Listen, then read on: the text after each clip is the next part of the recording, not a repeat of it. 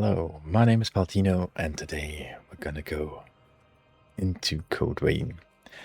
Alright, we're gonna start with offline modus, because I usually don't play online in these games. And we're gonna go into one of my characters, the at the moment strongest one. And then we have a usual funny loading screen, as always. Funny. So, we are in our overall hub first, where you have shops and your companions, and you can do all the different things. Basically, that's the usual, like, hub, hideout, home base. So, these are basically the bonfires, the branches of these trees. You can level up with the haze, with the money, basically. And here are your gifts and inheritance. You can upgrade these gifts and can get abilities through that or passives through that. And we have our storage items. We can teleport, which is fast travel basically.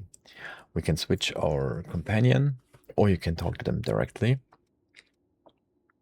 I think those are all the companions.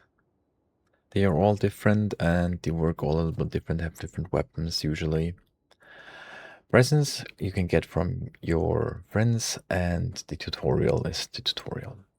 And of course you can only save and return to title screen from those mistles. So this is David. He gives you the depths. Basically, you've had found maps, then he can send you to the depths, and these are basically mini areas. You can trade with all of your characters in them. You can give them valuables, and you can get items from them, which is interesting sometimes. There are a lot of different depths, and there are also the three the DLCs. I couldn't think of the word. And here we have our weapons and Blood Whale, which is basically armor.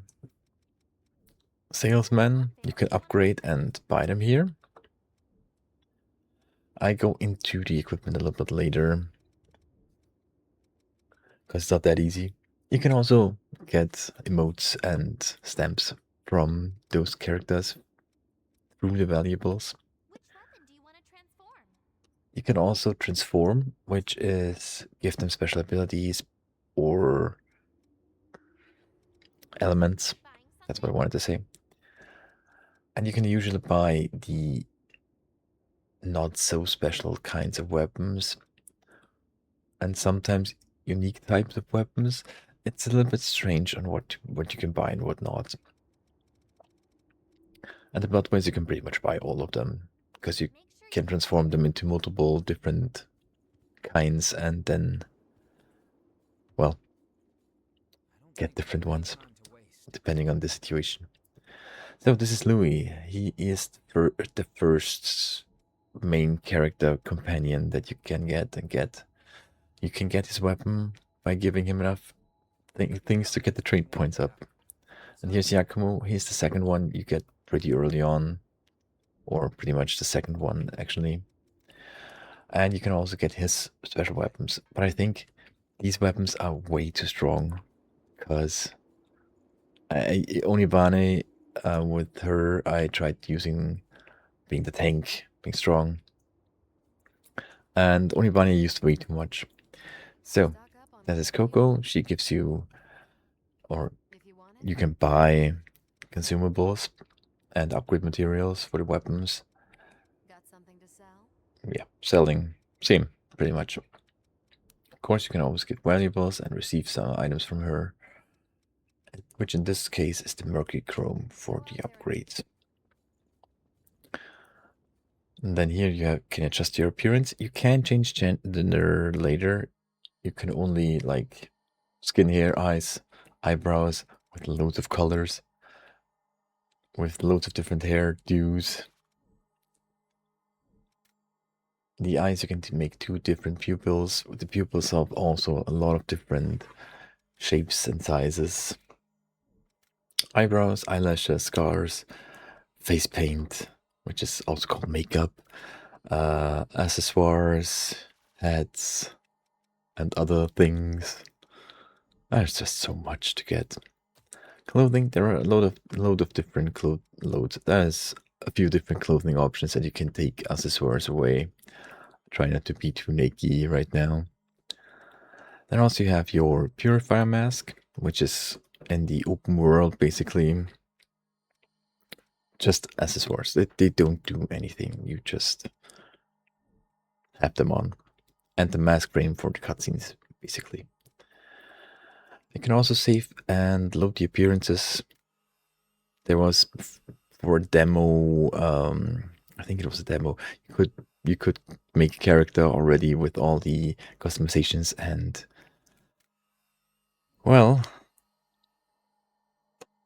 put them in the later game then. So make them in the demo and put them in the real game then later. I think they made it for a second one too, but I'm not too sure. And here's the hot spring. Your character has a special ability to go through memories of other characters, and you can repeat them here. And the girl which was standing before is Mia. She can get you to these memories if you find them. So I think I'm done with the hub world. We're gonna go to the starting area where you actually start off the game. So to start off with the story, you wake up on the knees and thighs of Io here. Did I say Mia first? I think I said Mia first. I am so sorry. It's Io.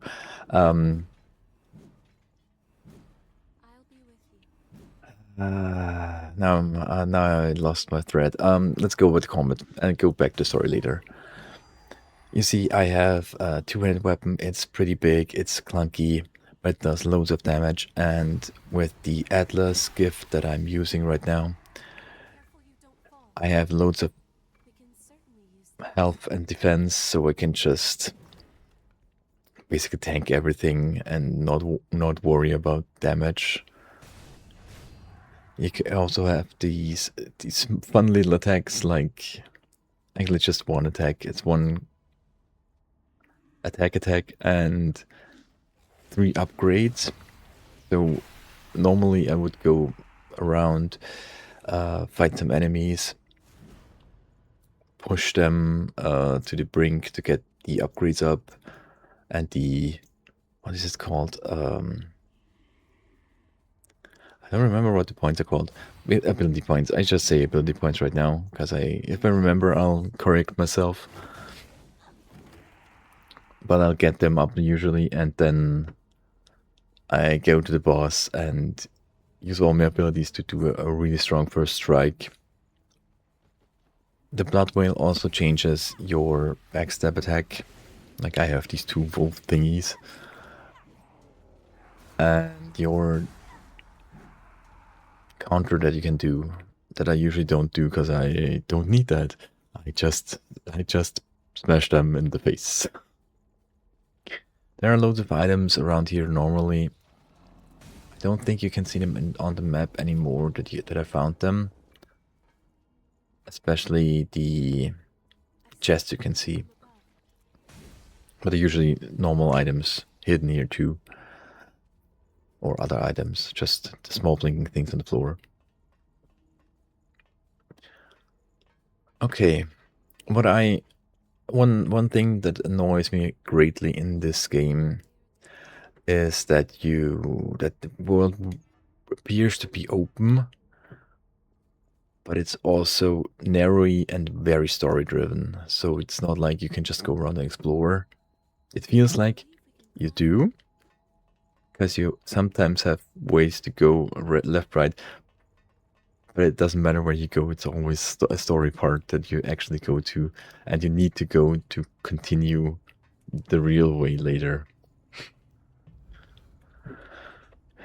You also have your restocking health thing that's usual for the Souls-like. you have your small minimap. You can also make it bigger. You can block, you know, the usual those things. And this guy here is actually a trader that is random. You can get valuables from him and sell valuables basically, which is interesting and can help you a lot. You get useless items that the old world materials. He trades them usually. So here we have our 4 passives. In the middle, that's Atlas. That's one of the blood codes, the gifts. And yeah, they give different stats, different strengths. You can use different blood whales with different abilities like A+, B, C+. You can use different blood whales, different weapons. You have different defenses, different elemental defenses. Yeah, basically your blood code depends on what you want to play, which weapon you want to use. Like Atlas is probably one of the better ones for the two-handed weapons. It is a little bit hard on the blood codes, blood whales. The types you can use. You don't have a lot of different that you can take. Well, yes, should probably go more over what I wanted to start off first. As you can see what I'm doing here, it's self-explanatory basically. I'm gonna show you some different weapon types so you can see how they work or how you can use them. So, story back. You wake up lying on Eos thighs or legs basically, and you have no memories, of course. But Eos is basically yours, a little bit special, and she doesn't fight at the beginning of the game. She's basically just a companion and lies around in the base a lot. She looks weak. She's not, obviously. So, Dewey tries to help you or helps you, and you basically get helped by him. And you want to help him back. You want to help them find out what's wrong with this world. Because there is these parasites at your heart that is basically keeping you alive for your memories. Every time you die, you lose memories. That's for everyone who is like the remnants that they are. Revenant. I don't remember what they call it. I think we're remnants. Whatever. It's not that important. They are special because they have these parasites at their heart. When they transform or when they get the surgery to get this parasite, they usually are KIA'd by these forces that they fought, and there was some kind of outbreak because there's a red mist around this place that is not explained before, but it kind of limits your resources in this area, and it kills. The red mist kills everything that steps into it, basically, which sucks because people are dying in here because they don't have enough resources, and the trees that give these blood beads that you need to survive, because they are also kind of vampiric, they dry out, but for some reason your character can revive them, which is all I'm gonna explain. It's a little bit more complicated, but it's pretty story driven. And normally these memories that you find, these crystals, they are deadly for every other of your kind. they go into frenzy and they can't control themselves and basically just become the normal grunt enemies that there are around here. And yeah, you can put them back. You can find them. You can pick them up. You can put them back together, and you can go through these memories, which are usually memories of characters that you have seen or that are important to other characters, or are just part of the main story. So they're not just any memories; they are memories of parts that reveal more of the story. Like Louis gives off the vibe that he is less interesting for the story, but he's actually interwoven a lot more than it gives off at the start. But that's not just that. That's the thing. That's the thing you want to know. You want to know more than you want to find those things. You can just go through the stories without any of those. Basically, they're just a small number that is actually in the story that you get or have to get. We have room to move here. Yes. What else did I want to talk about? The Mist, your character, Io. Yeah, Io has the ability, but they are also special. Like, there are multiples of her, and they have a special quest they need to fulfill. That's all I think I'm gonna talk about. The game overall is pretty accessible for a Souls-like. It's easier, I would say, because death is not the end. As long as your friend lives, your friend can pick you up once in a while. It has a pretty long respawn rate or cooldown, however you want to call it. But that's a thing that's not usual for Souls-like games. Normally, if you have run out of health, you can't get back up. But you can heal yourself, and your friend can heal you. So that makes it a little easier. And your friends are actually pretty good at fighting. There's also the frenzy gauge. I would say it's a gauge, which can give you special abilities with their passives or other things that you can get. But I usually don't get that in normal fighting. Sometimes with bosses, there's probably a playstyle to put a lot more effort into that, but I'm not using it pretty much. I also saw a lot of different fighting styles with different weapons, and it gives a lot of different experiences. You can play a lot differently. My first character was with a one-handed sword and was more of a glass cannon. I really did a lot of damage, but I was also dead in a few hits, which was also very interesting to play with.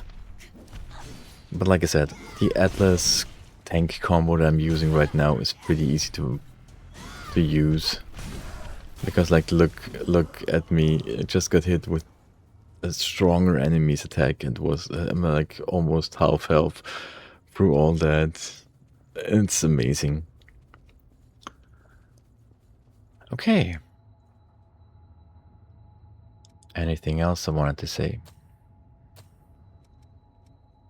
Oh yeah, the items that I found, these MJ whatever, are items you need to upgrade or master the skills without using them too much. Because if you want to use the skill outside of the blood code, you have to either unlock it or you have to use it a lot, which is very hard sometimes. but the haste gain is pretty good, so you can get a lot of help with level ups, and overall equipment upgrades are also very easy to get. So that's a pretty good plus part for accessibility for every person. The story is enticing, a little bit confusing at the start because you don't know what's going on. There are also multiple endings, which makes it a little bit more replay likely. I mean, I played the characters even though one is just for funsies because I wanted to try something. But like I played the story 2 times, I didn't finish. Oh god, I didn't finish it the first time because there were other games usually. This one is finished, and I think I'm gonna give it a low 8 here because it's pretty accessible and it is a lot of fun to play around with. And also, wait, I forgot to pull that up before. The accessibility of hardware. It is, of course, on consoles. I think it's even on Switch 1. PS4, PS5, and Xbox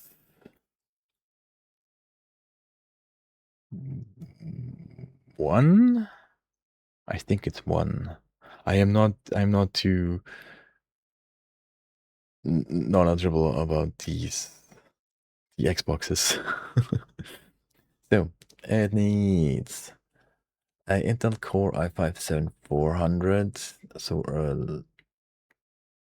I think it's a quad core.